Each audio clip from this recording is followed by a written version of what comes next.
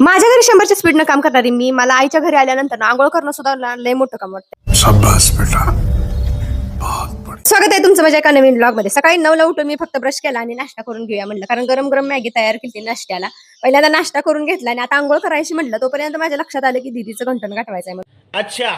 मग काय दीदीचं घंटन गाठवाय बसली आणि काल मी अर्ध गाठवलं होतं, ती माझ्याकडनं चुकलं म्हणजे त्याला धागा कमी पडला होता म्हणून आज मोठा धागा काढला आणि सगळं एकदम गाठवून घेतलं. तोपर्यंत इकडे जेवणाचं टायमिंग झालं, जेवून घेतलं आणि पूर्ण घंटन आहे का नाही ते सगळा गाठवून घेतला एकदाशी आणि असा कंप्लीट झालता घंटन. असा मस्त असा वाटत होता, चैनीला पण फिका पाडत होता असा गाठवलेला घंटन, एकदम मस्त वाटत होता. क्या बात कर रहे हैं? आणि ही जीवन आपल्याला एकदाच आहे म्हणून आम्हाला सगळ्या गोष्टी शिकायच्या आहेत. इथं मी आमच्या नानांची ना 2 व्हीलर शिकत होती आणि ती मला येत पण होती चालवायला, कारण मला स्कूटी जमत होती, त्याच्यामुळे गाडी पण गेअरवाली मला एकदम व्यवस्थित आली. इतनी खुशी मुझे आज तक. तर आजचा अख्खा दिवस मी पारुशी होती आणि संध्याकाळच्या टाइमला मी आंघोळ केली, कारण मला जायचं होतं गावात भाज्या आणायला म्हणून मी आंघोळ केली. नाही तर मी आज बिना आंघोळचीच थांबणार होती.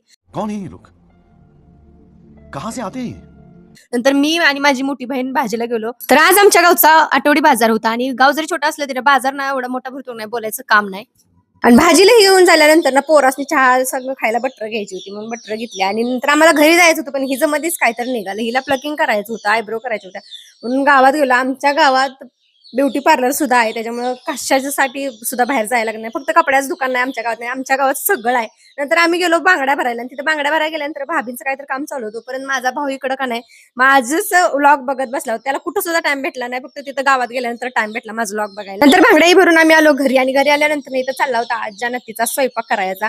माझ्या भावाची पोरगी एवढी शेजारी अजून चपात्या भाजती. नंतर ना सगळं असं मस्त एकत्र जेवायला बसलो आणि जेवणात बनवली ती शिपूची भाजी, पिठलं, भाकरी, काय पाहिजे ती बनवलं होतं. तर आजच्यासाठी एवढंच. भेटेल नेक्स्ट मध्ये व्हिडिओ तर नक्की लाईक करा.